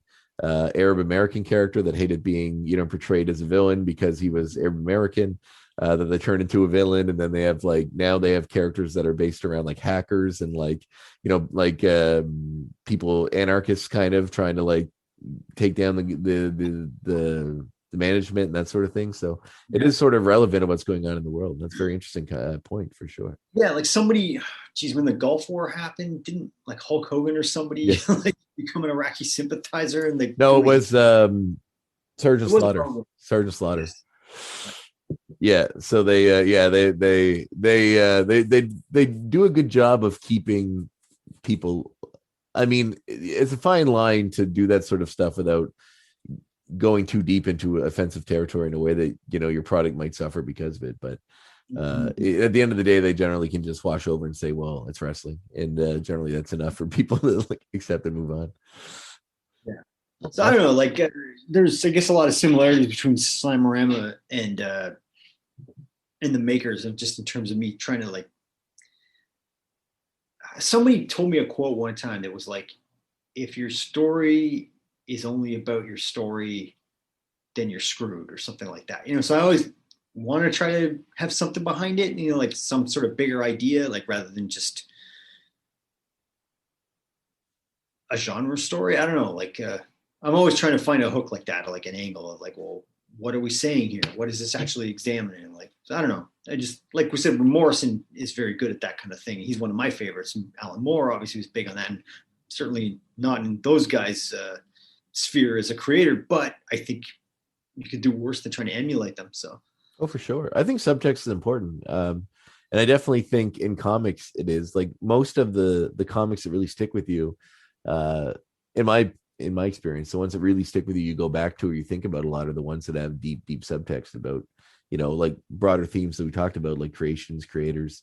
I mean, like Watchmen is full of stuff that's all over the place, about that concept as well, and lots of others, existence itself. And yeah, no, I agree. I think it's important to get something in there. Otherwise, if it's just a straightforward story, it's very forgettable.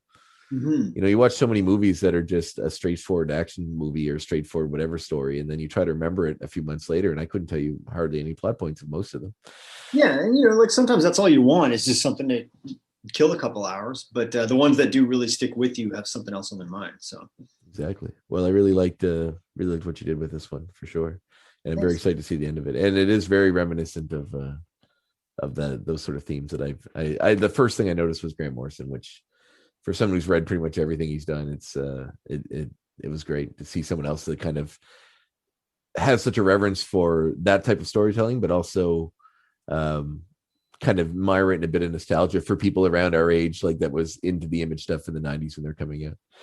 Yeah, well, Morrison, I don't know, he looms pretty large in my head because, like I said, there was a couple years around the Image boom there where I quit reading comics, but Doom Patrol was the one I kept buying through that whole period. Like that was the one book I was still buying. So like I've always been faithful to that one. So And the comic that sort of when I was working at that store that I used to get comics from, Manny Ganesh, I worked there when I was in high school, and I pick up scattered comics here or there, but I was seeing them all the time when I was working there, so I really that's what got me back into it to the level that I'm still into today. And his run on X-Men was actually what made me kind of circle back and get more into it. yeah, that's one. I recently got rid of that run, and I know I'm going to regret it because I found there was like a weird meanness to it that I couldn't connect to. Plus, Ethan Van Sciver drew a bunch of it, and even before we found out what a dirtbag that guy was, I was never a fan of his art. But it's one of these things like I got rid of it, and I know 10 years from now I'm going to be, why did I get rid of that? I want to read it again. But I don't know. There's something about it. I think it's the style, some of the themes in it. I mean, it was probably my first introduction to Frank Whiteley as well. So who I really, really like, love, in fact, and have pretty much picked up anything I've seen that he's done. So yeah, no, it was, and yeah, to bring it all back full circle. I guess it's nostalgia for a time period and all the stuff with Image as well. Like even looking at all the characters and the versions of them that you do in their stories, like Ninjak and all that sort of stuff that brought me back to that. It was cool, man. It was especially like the Brigade nod and Bad Rock and all that stuff. Or not Brigade, Youngblood. But right. Brigade's the one that I latched onto when I was reading those comics, which if you go back and look at them, which I did recently, are so insane. Like for a kid, a comic that's on a rack, you expect probably kids to pick up. There's like people's spines getting blown out of their back and people holding their own guts in their hands, and like just heroes that you'd grown to love over 2 pages getting horribly murdered, like 2 issues getting horribly murdered in like the worst ways possible. Yeah, like they didn't want to, they were putting it all on the page. Like that's the thing is like, that was another factor in me re-examining Image is because right now you hear so much about decompressed storytelling, which if any of your listeners don't know is like essentially drawing out like 1 or 2 issues of story into like 6 or 12 issues of story, so that you have a big giant hardcover at the end of it. But each individual chapter is not very satisfying on its own if you're reading it as a monthly book. And I find it a really kind of disconcerting trend, especially as the price of an individual comic gets higher, but you're getting less and less entertainment value out of an individual comic. You're like, what am I spending my money on? But the Image days, like they were just not screwing around with like subplots or character. It's like every page has got to have a gun or an explosion or somebody getting punched or whatever. Like it's almost like too much sugar after a while. Like you got to have, all well and good that you want to have dessert, but you probably should have some vegetables too, right? Like so. The decompressed storytelling is something that chased me away from a lot of the mainstream comics. And I used in talking about creators that like sometimes you like and you fall in favor with or come back to. Like Bendis was one I was really taken with when he first came out. But then as time went on and he did more superhero books, and like I'm reading the same Avenger story for 4 issues, I'm like what am I, what am I reading here? Like it's just talking heads for 4 issues, and they haven't really got to anything yet, and they really, really stretching this out. And it's gotten to the point that I've just sort of like, I don't really read his stuff anymore. I think he gets paid a lot per issue. So I think, it's to his financial advantage to draw it up. Yeah, but that's terrible for the rest of us. Oh, totally. I can't read his stuff at all. No, I've pretty much given up on him as well. But I just got burned out on it. So. Oh, sorry, my mic muted. It's weird how it was such a unique thing when it first came out that almost drew people to it. But then I don't know. I feel like you're like sugar. It's just too much. And it's I don't want it anymore. Well, like I got to give him some credit because I do identify that early period of his mainstream. Oh, me too. Yeah, inspiring. Like really with he wasn't the guy who did away with captions and narrative and like thought balloons and stuff like that. But I think he kind of made it cool in a much broader way to not use them. Like guys like Alan Moore and Grant Morrison were using like the narrative captions, like kind of inner monologues and stuff, but they kind of started doing away with thought balloons. And Bendis really took it to like very much dialogue based. And I think people thought it was very kind of Tarantino-y or David Mamet-y in a way. Like, oh, it's like how people talk. It's very cinematic or whatever, but it's like maybe cinematic in the sense that it sounds like scripted dialogue, but it also reads just like garbage. It's talking heads, pages and pages, just like photostated heads with gigantic word balloons next to them. Like, I didn't come here for this. Like, yeah, you have to talk to Dave Johnson because he often maligns the loss of the narrator. When those boxes went away, that was like one of the days comics made a cardinal sin in his opinion. Well, I can understand it because you read them now, and especially if you give them to somebody who didn't grow up with comics like that, they can be very alienated by it. Yeah. It's like, like try to imagine you've never read a comic book before here in the year 2021, and you pick up an 80s X-Men comic, and everybody is talking about their powers as they use them and explaining them, and also like having these big thought balloons with all their thoughts and they're thinking in their crazy accents too. Like Rogue is like, I better not touch someone or I'll absorb their powers or memories. Like, yeah, we know, just like everyone, right? Like, the thinking back then was like, there weren't trade paperbacks. There was no comiXology. Every comic you picked up potentially might be your first comic. So you don't know who any of these people are. But now, of course, we've got paperbacks, we've got Wikipedia, we've got whatever. There's all kinds of ways to find out. So it's an art form that's always changing and evolving. And actually, my favorite comic right now, and approaching my favorite comic ever, is Michel Fife's Copra. And he's a guy who's very much into a lot of that old stuff. And he started working things like word balloons or thought balloons back into it every once in a while.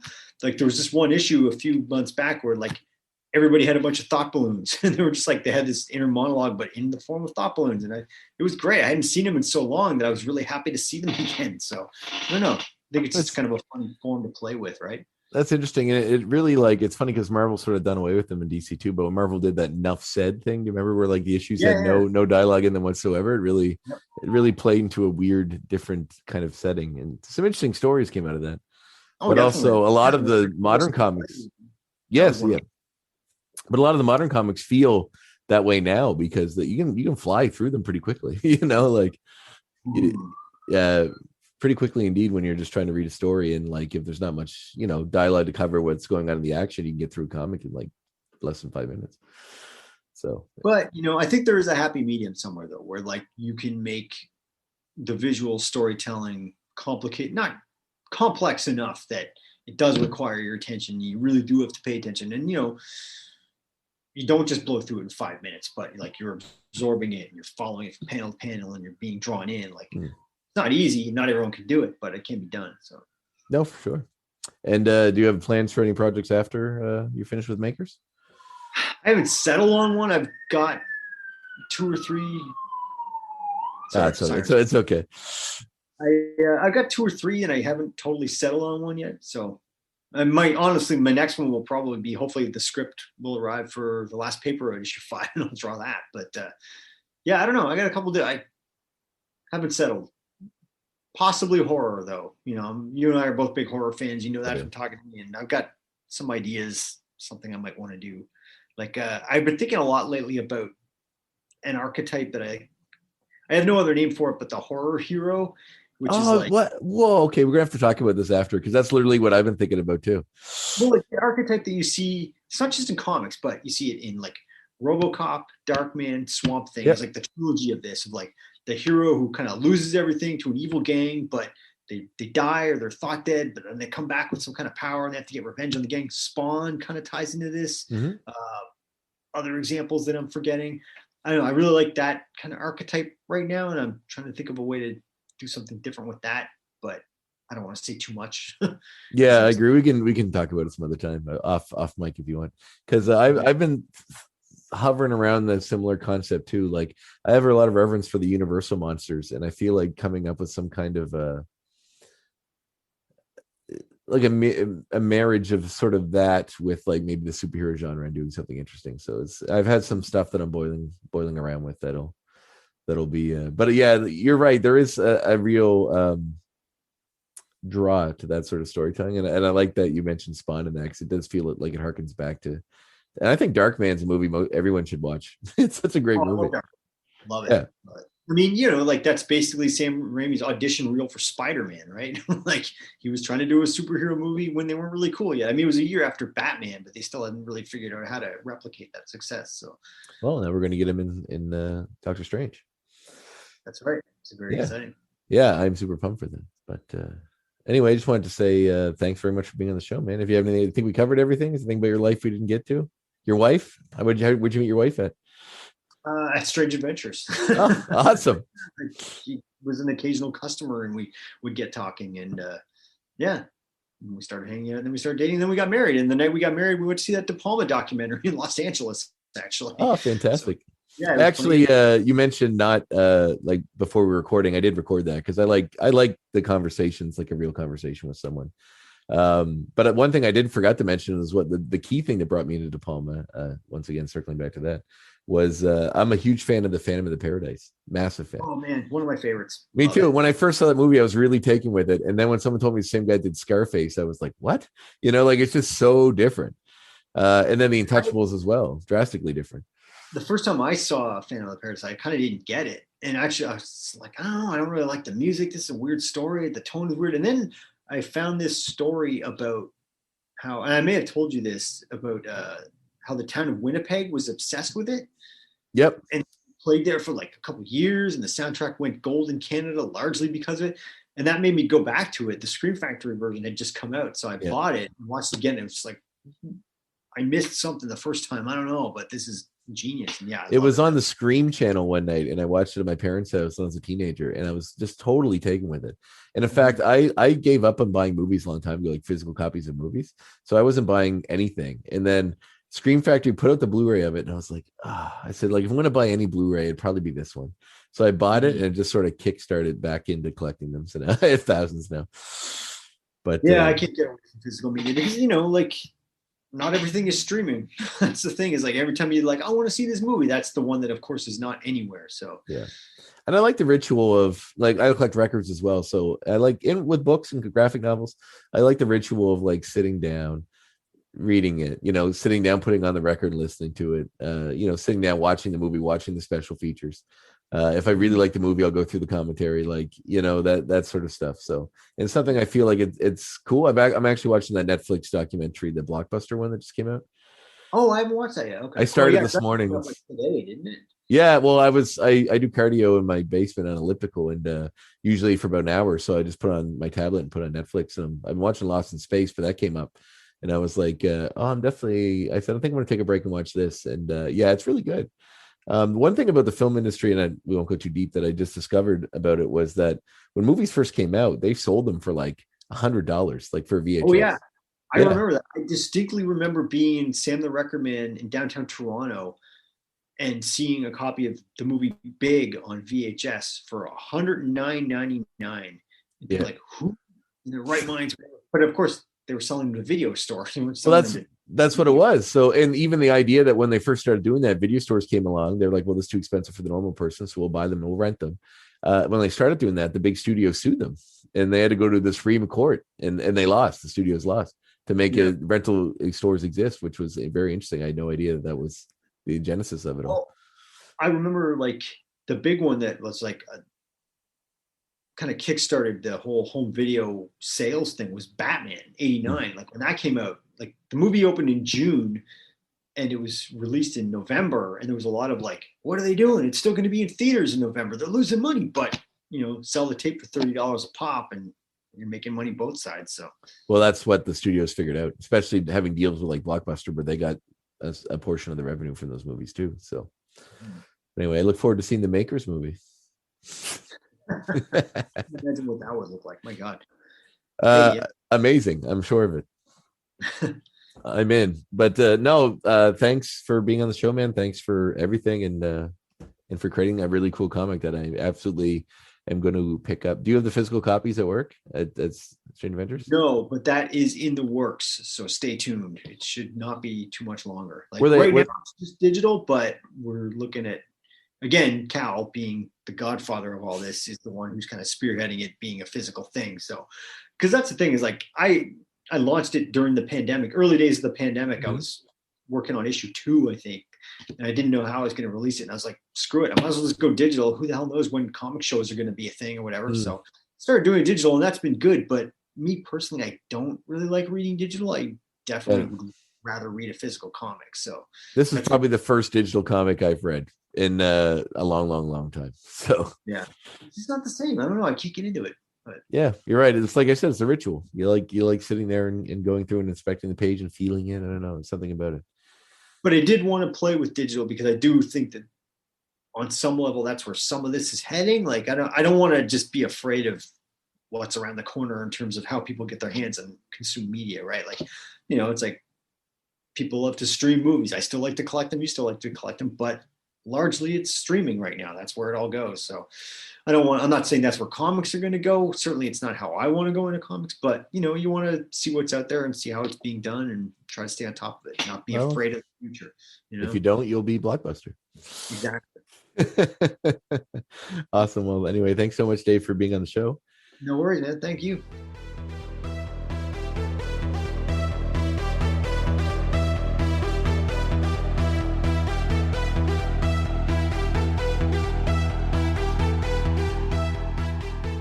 Man, wasn't that a fun interview? Totally fun. You can see all of our passions laid bare for the world to hear. I was going to say see, but this is a podcast, so we'll go with hear. I just want to thank Dave once again for being my guest. He's someone that, like I mentioned in the podcast, and I mentioned in the writing leading up to this, that he's someone that's always kind of hovered around my comic life, and it was really cool to get to know more about him. So I hope you enjoyed that as much as me. Please make sure to hit the subscribe button to tune into future episodes to get more interviews and also the regular format, which is comic book histories of certain characters. Next week, we'll be discussing the Prowler, Hobie Brown, a mainstay in Spider-Man comics. Originally a villain, then eventually an ally. He's kind of had a long history alongside Spider-Man in different ways, so I'm excited to talk about him as I am a big Spider-Man fan, and I always enjoy talking about those characters. But thank you for tuning in. My name was Andre Mayette. It's been a real pleasure, and I will catch you next time.